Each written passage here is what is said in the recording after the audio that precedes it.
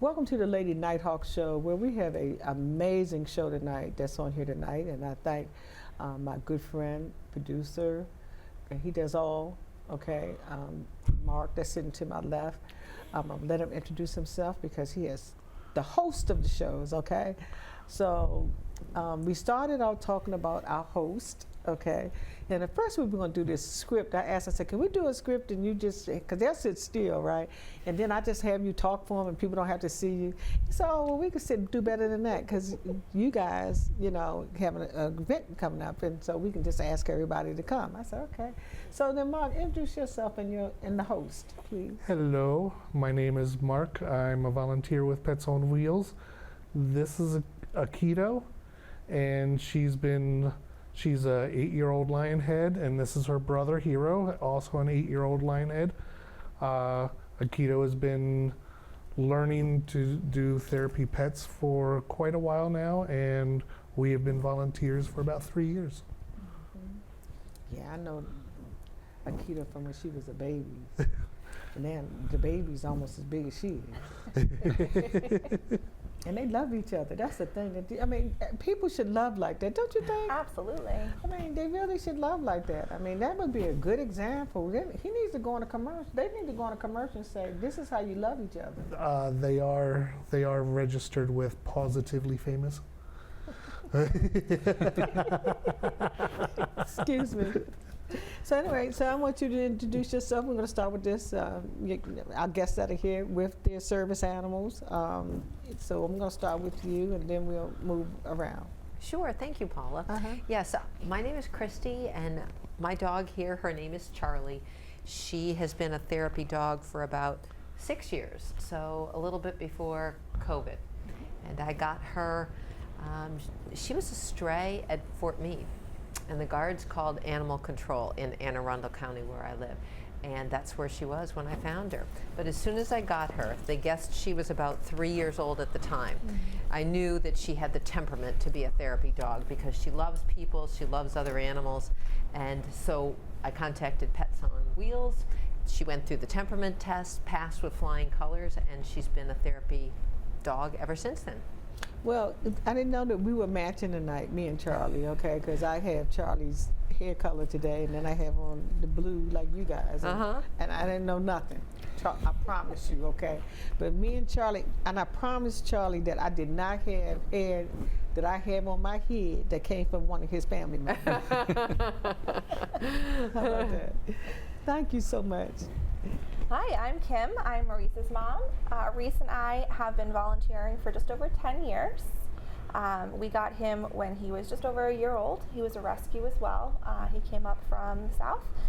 We adopted him just over a year old, got him into Pets on Wheels roughly about 6-7 months after we adopted him.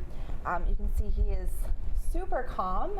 He was like that when we adopted him. He hasn't changed. Mm-hmm. So he's great for therapy work. He just kind of lays and is that calming presence.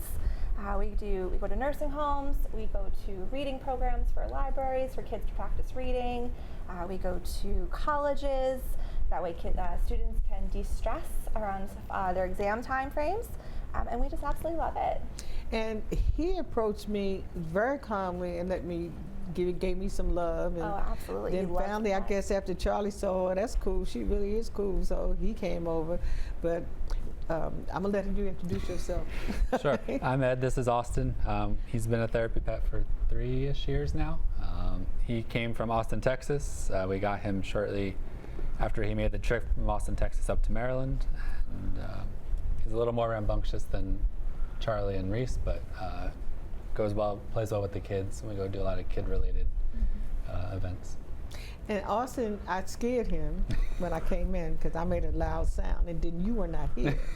And the door was open, and now I understand that he thought that I had harmed you somewhere and had you hidden. So he was barking, asking me, well, where in the hell is my father? Okay, and you were taking too long to come, right? Apparently. And so finally, Tom, the other producer, had to tell me, you got to get down on his level. You got to get down on his level. You know, he barked a little while. Then he got real calm, I guess, after I was down there.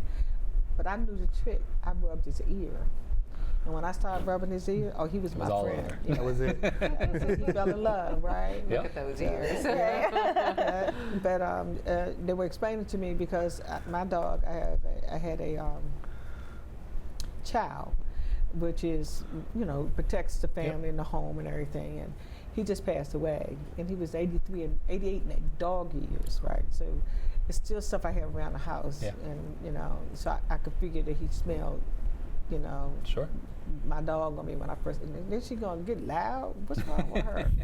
Okay, so yeah, he's a real loving dog, and for you to get him all the way from Austin, Texas. I mean, where you got these dogs from is so amazing because, they called you to ask to come pick up Charlie, and he was on an Army base, and I mean, you would have thought that he was your dog forever, and. Reese here, and his mother says that he's like Reese's peanut butter cups. He's just been chilling the whole time we've been here. And, and now you see that, I can really see how Austin can benefit vets. Yes. Okay. That's the picture that I see that he does, that, other people that are injured like him, that he gives them encouragement that you still can get, and even children. I don't know if that's what you do, but that's what I see for him, right? Sure. That especially the children that come up for St. Joseph Hospital. I don't have any stock at St. Joseph Hospital. Okay, it's a commercial that comes on television. Never been there, but for the children that they do advertise, I could see him going in there, and they could be able Sure. to relate to him real quickly. Yep. Does that make sense? Yes, Yeah. absolutely. But these are my buddies right here, though, okay? They're the host of the show. They're the one that really inspired this show between, I asked Mark, I look at his pictures every now and then. I say, hey, can we have, them come on? Because one of them have a Porsche. It's a Porsche, right? It is a Porsche. It's a 1936 Porsche Roadster. So Yeah, so every now and then I have to see the pictures of where he's been in his Roadster, right?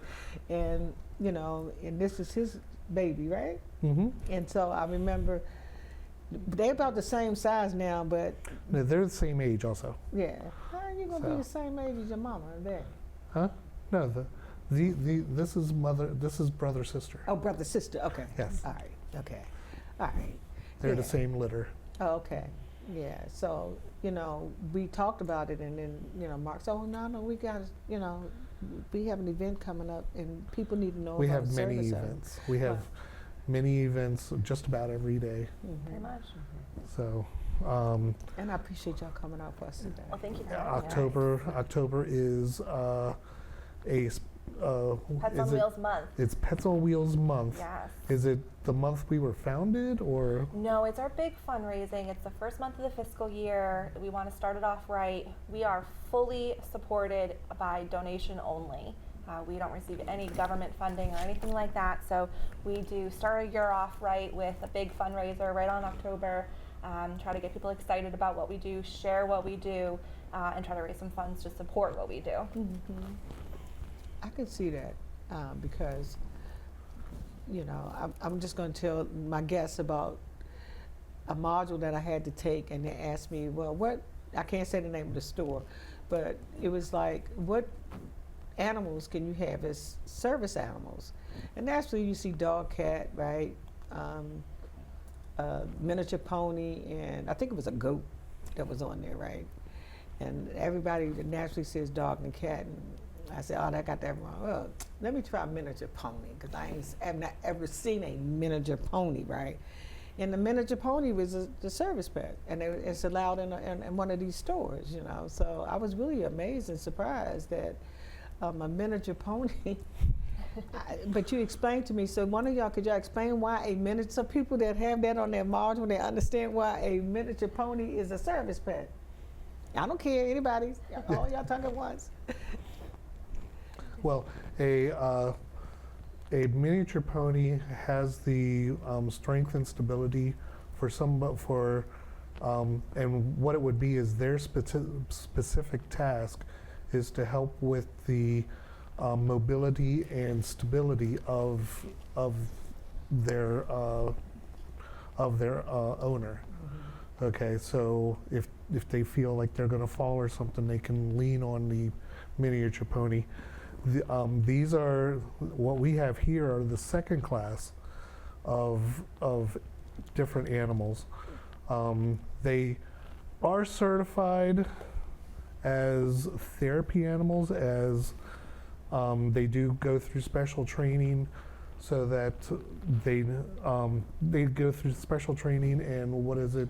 So we do health screenings. We make sure that they're up to date on their health records, and we also do a temperament test. We look for behavioral and manners for temperament to make sure that they're interested in people, they like people. We test them with other animals as well. We look for all types of different things, noise testing. We look for basic obedience commands. We look to see leave-it commands for food. So we look for a lot of different things. Pets on Wheels itself doesn't offer training or require any specific training, but we do have to make sure all of our animals go through those health and temperament screenings to make sure that they're approved to be here. But you're right, it is definitely different than a service animal. Right. They don't have any of the same legal accessibility that the service animals have. Okay. So there are two sets: there's a service animal and a therapy animal. Correct. Okay, but they're not the same. They are not the same. No. Okay. And then there's the third class of a Emotional support. Yes, emotional support animal, and they do not require any kind of training or certification or anything at all. They're just there for emotional support. And those are people's just general pets that they have at home. They don't usually go out into the community. They're Right. for that person, the owner themselves. But I've seen people put them in their purse and bring them in the store. You know. And that is what the service animal people really dislike. And they're able just to do that, and they have to be all certified and everything. And you also don't know, right? That dog that's in the purse, you don't know if that is that person's service animal or if they have the rights to be there. So you have to kind of keep that in mind. Just because you can't see a disability doesn't mean that they don't have one. Yeah, but I mean, I'm just saying that all the other ones have to go through something. You know what I mean? Because I have, like my child at home, and well, he's passed away now. I still think of it being. You know, he stayed in the house around people. They're not barkers, you know, at all. But if you look like you're trying to intimidate or get loud, they will do this. They will come up and lay down in between you and the other person, and they'll sit. Like if to say who I got a bite, I'm talking about me and my son, right? Okay, somebody needs to quiet their voice down, but I'm supposed to protect her because that's what I'm raised to do in the palace, to raise the wife and the children while the king and them are off at battle, okay? So that's their job. That's why they don't bark. And I swear they got some cat in them. I've never seen a dog that can climb a fence. When he was a puppy, he would climb the fence to get out. You know? I've never seen that before, you know? But he lived a long life, and he was very, very good. But he would just come up. I would imagine Reese's would do the same thing, would just come up and just lay down in between and say, okay, now who am I going to bite? Oh, absolutely not. So that's one of the things we do screen for is have they ever bitten? No, my dog had never been anywhere. Our dogs are very, very friendly. All of our therapy animals in the organization are very friendly. Again, they are temperament tested regularly. And my dog would have made a good service pet, okay? Because like I said, he doesn't bark, he doesn't do anything. He just comes and lays down, and then when you look like you kind of quiet down, then he'll go on away. So, okay, cool, they fix that themselves. You know, I'm glad, right? Because both of them feed me, both of them walk me, right? What am I supposed to do here? That's what I just imagine that's going through his mind, right? Very good dog. I think he would have made a good service pet. I'm sorry that now I didn't even think about it, Mark. I'm attributing this to child, to my dog. Yeah. Yeah. Okay. I had some friends to come in to visit us. His name was Bear. Because he looked like a bear. Child. Yes, fluffy. He was a bear. That was his name, Bear. Okay, Charlie, so look. sit. Show them your commands. How do you make sure that they understand the commands that you do? Come here, turn around. Well, every dog is a little different. Like Charlie, she knows both a hand signal and the voice command, because you never know whether this is lay down, whether we're allowed to talk, say if we're in a school or a library or a hospital or a nursing home or so. If I need her to do something immediately, I want her to respond to my hand commands, but she responds well to voice commands as well too. Okay, so is it like the same for all of them, whether you're therapy or whether you're a service animal? No, so service animals go through very extensive training for many years for a specific task, whatever they're being trained for, you know, the disability or the assistance that they're working on. Therapy animals are very different. Like I said, we don't require a certain specific training. We just require good obedience, basic obedience, and really a good temperament. We want to make sure that our dogs want to do the work. They want to be around people. They want to enjoy that. That's kind of the main thing. We get a lot of volunteers or potential volunteers that are really interested in what we do, and we love the support, but their dogs aren't into it, and that's okay. It's great to have a dog that's well behaved and that likes people when they're out and about, but not all dogs are fit to be therapy animals and go out into different environments and just be interested in everybody that they meet, and that's totally fine. So we really want to make sure that when we're screening for new potential volunteers, that the dogs or whatever animal we're screening is really interested in doing the work. And as you can see, you know, their temperament is very well around what is normally a stimulus for dogs. Oh. Okay, normally they will. Exactly. Understood that. Understood that word. Understood that. He understands you perfectly, Mark. Yeah, you understand that. So let me demonstrate for you, Mark. What Mark means, right, okay? right. And also normally rabbits would be running from dogs. Oh, okay. Okay, as you can see, there's really no interaction between them. When everybody first came in, everybody sniffed each other, and everybody's like, "Okay, we're done." Oh, even the rabbits. They sniff Yes. the rabbits. Oh, okay. Did the rabbits sniff back? Yeah. Yes, they did? nose to nose. Oh, they did. Oh, nose to nose. Oh, I missed that. Oh. I would love to see that. Okay, so but y'all talking to us now? Y'all paying attention because y'all the host of the shows now. Okay, so now they're paying attention to everybody. They got that little. Yeah. So Austin, okay, and that's unique that you named him Austin because he's from Austin, Texas. Is that why? Yep, he came with that name, but that is why. Oh, okay. Yeah, and so I'm quite sure they're interested in what actually happened to Austin, if you don't mind sharing that. Sure. Austin jumped out of a car when he was a puppy at some point. Whoever had him in Texas brought him to a vet. One of the vet techs got in contact with some of the rescues that deal with pets with disabilities. One of them is in Maryland. They offered to take him, so the vet tech drove him from Austin, Texas to Maryland. And then that rescue took him in. They took him to the vet. His front legs were too damaged at that point, so they had to do amputation.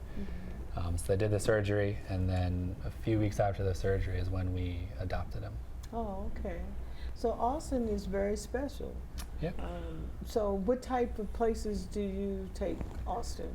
Usually places that are with kids, so we do a lot of schools, reading programs with kids, anything that's really associated with hanging out with kids. Have y'all paired up with the veterans?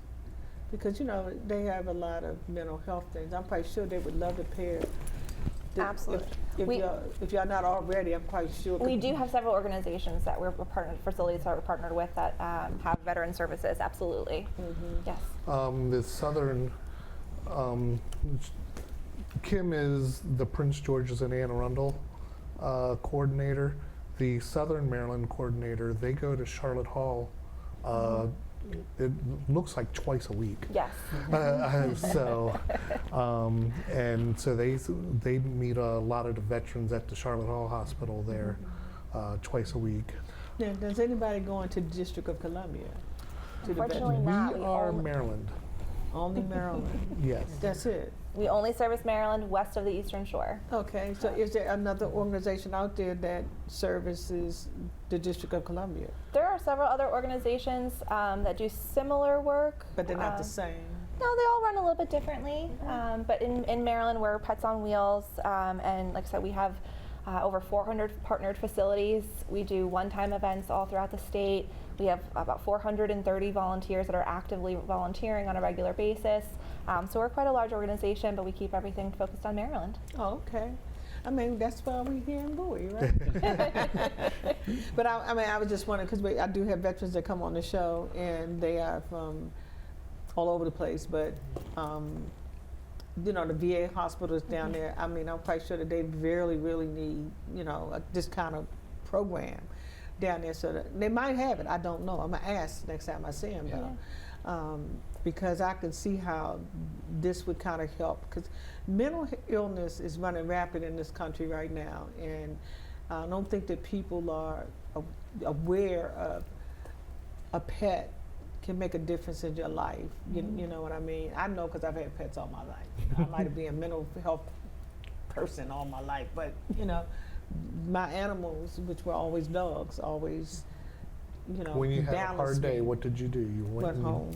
and grabbed your animal. Sure did. Or Yes, he they've met me at the definitely- door, and he says, "Oh, you're here," lick, kind of thing.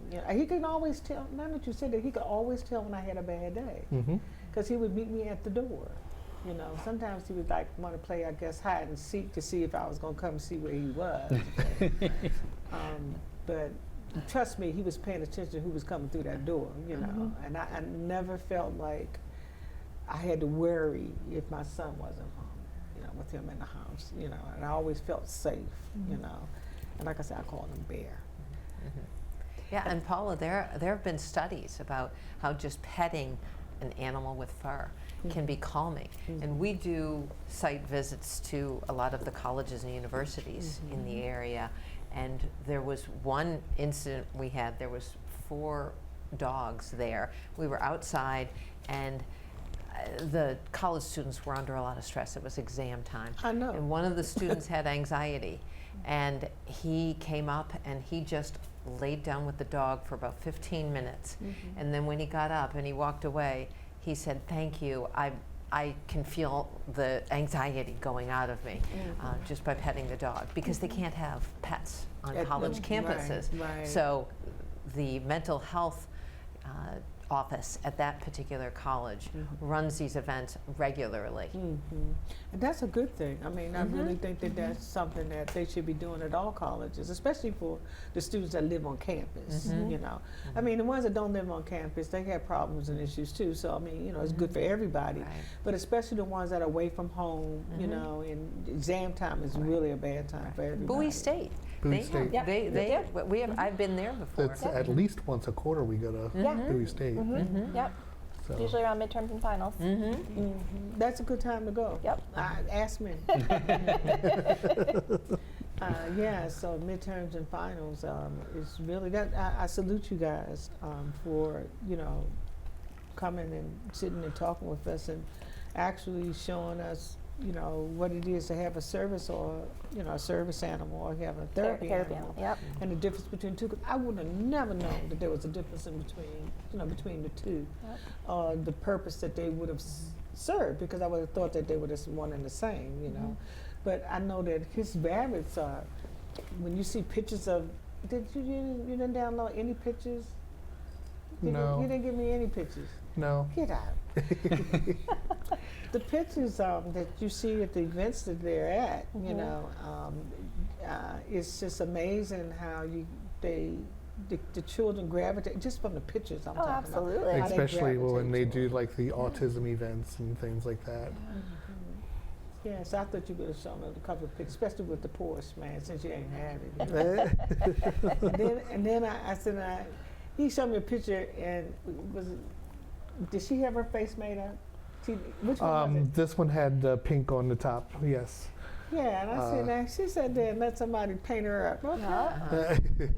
She's a star for sure. Yeah, she is a star. Both of them are. So how do people get in contact with you guys? Oh, absolutely. They can go to Pets on Wheels, www.petsonwheels.org.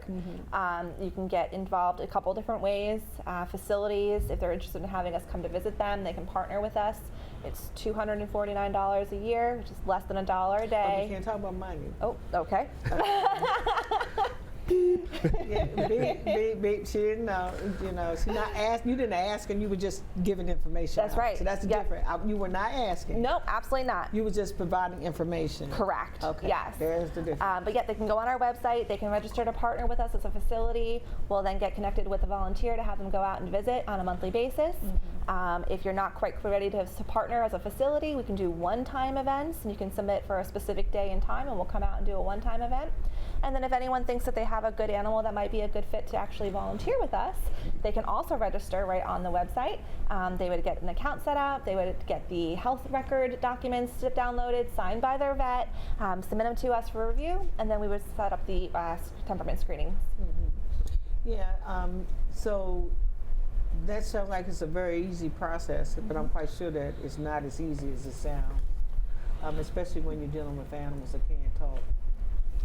Well, the thing that some do, when we do the temperament screening, at least the ones that I was involved with, you know, just to see how they react around, since we're going to nursing homes and that, one of the things that we do is have the walker that has the tennis balls on it, and what do dogs like to play with? The tennis balls. Well, we also we shake the walker and all this to make sure that they don't react to the noise, and they also don't go after the tennis ball, because you wouldn't want the dog to try to take the tennis ball off the walker, right? Yeah, that would be a disaster. Yes, I that's a see broken that. hip right there. Yeah, in a lawsuit with that, right? You know, I thought these pets were friendly. You know, yeah, but y'all got a tennis ball on a walker. So what did you want them to do? Okay, that's funny. Yeah, that's funny. So what else do they have to do once they go through? You know, do they have a probationary period that they have to go through? You know, after you train them and you test them and all of that, before they can go out and actually work? Nope. So again, we don't train, but yeah, after they're tested, they're able to find a facility that works for them. Again, we have over 400 sites, so the handler can choose, you know, where I want to work with kids, or they're better with adults, or whatever may best suit the dogs in their environment. They have a plethora of options they can choose from, and then they find the right place. And then, of course, we're always here to support them. So if they do need help, we're happy to get them connected with a mentor, go on visits with them if they need it. But most of the time, they're just ready to get started. And then, you know, they'll go through the orientation process with the facility as well, based on what that site needs. And then they're off to the races. Wow. These dogs are really amazing. I mean, when I see people with service animals, I don't know the difference now. I do know that there is a difference on therapy animal. That you know, that I see them. They're very amazing dogs. You know, especially when you have them going to a grocery store or someplace, you know, with people and a lot of loud noise, and they just act like, okay, as long as you don't come bother me, I'm not gonna bother you. You know. I'm assuming that's the attitude that they take. You know, I'm with my owner. I'm good. You know, as long as you don't come bother them, I'm good. Okay. So, have y'all ever had ever heard of an incident where, like he was telling us about the rabbits, that the kids, I think that's before we were on the air, that one of them tried to hit the animals, and tell us that story, because that's amazing on how they look to you to be their Well, she puts up with a lot of stuff, and that's part of what I did with her training. But there was a kid that didn't know about that, and hasn't been around animals, and was being a little abusive. At first she was fine, but then when the kid swung back, that's when I tugged on her leash and I said, "Keto, come," and she jumped up on my lap, and the kid missed. And we brought that kid to the principal's attention, because it was a health fair day at an elementary school. So. Yeah, so I mean, so they look to you, even though they can't talk, they look to you for protection. Yes. Yeah, and so you keep them on the leash the whole time. Well, not when they're in their bins, but No, they're still on their leash. Oh, Yes. okay. Absolutely, that's Have one of our to be on leash requirements. all the time. Oh, so you have to have them on leash all the time. Yeah, yep, absolutely. Oh, okay. Except for when they're at home. Yeah, well, when they're working, yes. I don't want somebody to get the wrong idea. The dog, when he's at home, he still has to be, you know, anchored to this leash. No, when the dog's at home with family, they're okay. I want to thank you guys, and we want to say good night real quick. That went fast. I appreciate you guys.